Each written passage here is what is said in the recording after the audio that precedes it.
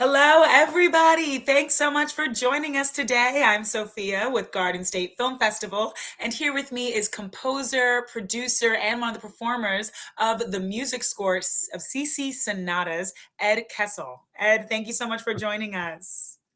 I'm happy to be here. How you doing? I'm doing well. I'm super excited to interview you today. And quick shout out for we gotta mention it, Ed's wonderful halo that he has going on, which we're playing around with. It looks great, Ed. Some You look reason great. on these, the Zoom type things, it comes out as this like, divine Yeah. light above me. It's It's it's it, actually it a normal works. light in the studio. I kind of wish I had my own, but it definitely works. And it's pretty fitting because you are the winner of the movie music competition in Garden State Well, Film Festival. and I am thrilled. It is really awesome to get that news. It is. It's such a wonderful like validation and accomplishment. So congratulations to you Thank on you. winning and for making the beautiful score we are talking about today. Oh, So thank you so much. yes, let's start talking about it. Tell me about CiCi's Sonata. So CiCi's Sonata is it's a really interesting short film, about 15 minutes, and it deals with psychosis and what psychosis is really like. Not, just the way it's portrayed on TV, like Criminal Minds and things like that. And what I learned a lot doing this project actually, and that they say some of these voices are there to help somebody cope with things, and not all the voices are bad, and some of them are there to help you. And it's a really well done short film. Has to do with a young girl who's suffering from psychosis, who's taking a very big audition on piano, and they're there with, have to perform on stage, and there's other musicians auditioning and all this, and it's kind of what happens to her as she's about to go on and perform. And is really, I got to do some different things. I've scored a fair amount of movies, and I got to do some, like, a different style for this picture, which I really liked, also incorporating a lot of vocals, to kind of represent, some of these voices that are sometimes talking to this character. And it was really a lot of fun to do. Thank you for that synopsis. It sounds so interesting, the film, and music is such a huge part of it. So, I mean, I want to first talk about how you came onto the project. Who, how are you first approached, and what attracted you to CC Sonata? Yeah, so I got a call from actually the pianist who did a lot of the piano parts for this, the main character, who is a pianist, so we hear her playing a lot. And this pianist is actually in the film on camera. I don't want to give too much away, but she's part of the whole project. And they had a composer on board before me that, just they weren't happy with. And the director was looking for somebody else, and he was working with this woman, Allison Franzetti, who is an amazing pianist, an amazing musician, person, everything. And she suggested me, and I met with the director. We talked about his film. That sounded really interesting to me. I played him some samples, and I was like, "Do you want me to do a demo for it?" He's like, "No, you're hired." And I'm like, "Okay." so, Wow. so we got talking, and his input was really terrific. And helpful when I was doing this. Some directors have a vision for what they, well, let me back up. My approach to film scoring is, I want the director to tell me what they want to feel, what they want the audience to feel emotionally. And then it's Mm, my job to make that happen, mm, in conjunction with the film. Some directors have more specific direction than others. This guy really knew what he wanted the audience to feel, and how he wanted them to feel, and how he wanted them to relate to the character. And that was really great input, for me as a composer. wow. So I had a good time working with it. And sometimes it amazes me how much the music can change your perception of what's going on in the film. Absolutely. And what an interesting approach asking, how do you want the audience to feel? Right, because I that's, love that. that's kind of what the music does. Yeah. Oh, You know? absolutely. Yeah, Music helps me cry, laugh, feel many emotions, and it's such an important complement to film. So, right. how long did that process take when you first were approached about it, and then were there a lot of different examples of this score before you guys finalized the final one? Not really. It was just more I started writing, dived right into it. The whole process maybe took maybe a month and a half by the time I hired the musicians to come in and perform and produce it in the studio. Um, it was a pretty, I would say, steady process from beginning to end, which was, Mm, really good. Not very many revisions, luckily. I had a vision for what I wanted the score to sound like, and it was really more about tweaking little things and making small adjustments and getting it to where the director was really thrilled with it. So mm. So I know nothing about what it takes to make a music score. So I'm sorry if I'm asking basic questions, but all good. how does one write a music score? Like, how does it start? So the first thing that I do, I look at a scene and I try and feel the tempo of the scene. And if you have a good editor, the scene will really fall into a tempo. Mm, So I kind of pick, and there are various tempos that will work to cover that timing. But I kind of get a feel for it and I start doing this and I'm like, start tapping my foot and seeing what works. And then, I really think about audience to feel, how we want to represent the characters, what sounds we should use for certain characters or for themes in the movie. Um, and then my head just starts going. And that I is don't know so how I cool. could, really explain the rest. It Yeah. just sort of happens in my head. I start hearing things and, I Wow. go to my keyboard, I find sounds that I want to play with, and I just start, writing in my head and playing things on the keyboard Ah, to accompany, and certain things just click. And you know, I always try and keep the bar really high. mhm. I always think about, well, what if Steven Spielberg walked in the room right now? Would I Mm, really be proud to show this to him? yeah, You know what I mean? that's a So good it's way to like, think. yeah, so it's Ah, really, yeah, I beat myself up to get it to a point where I love it, right. you know. What that sounds like such a fun process, like, just in the zone, hearing things and a true artist process. Right. Well, it's honestly my favorite because I do a lot of things.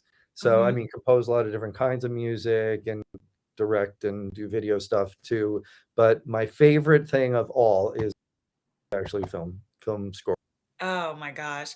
So you talked about how, yeah, scoring this film was different from the other films that you scored.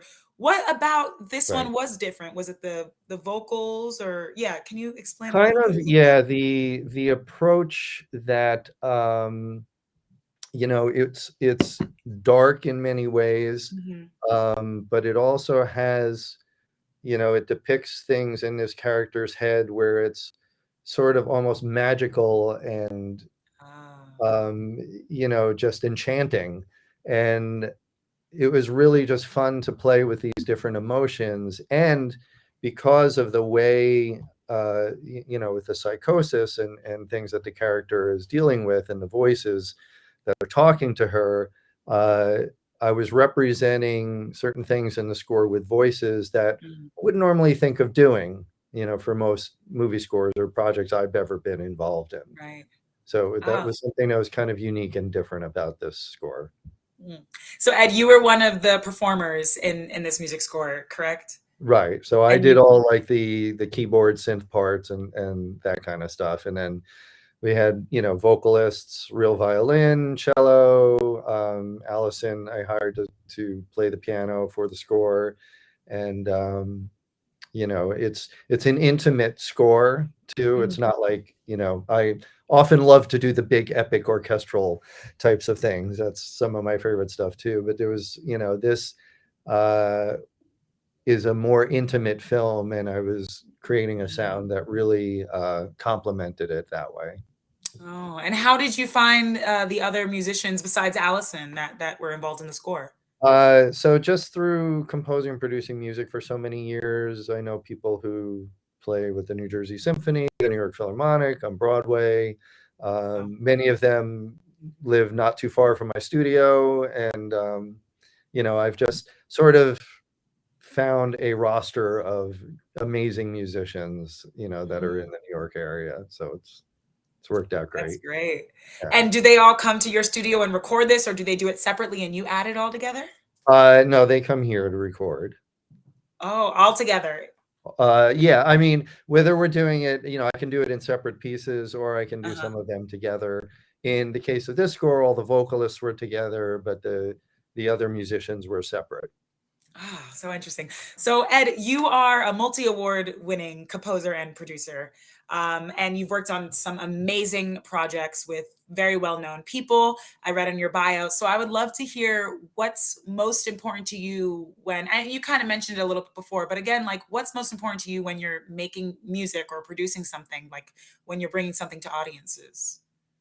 So, there's the whole writing process, and you're starting to see it come to life, first in form using sampled instruments and synthesized instruments. And then when you start adding the real instruments, whether it's all at once in a group or separately, when I see it come to life in its final form and it's all, edited, mixed, and I can sit back and I'm like, yes, that's it. There, it's done.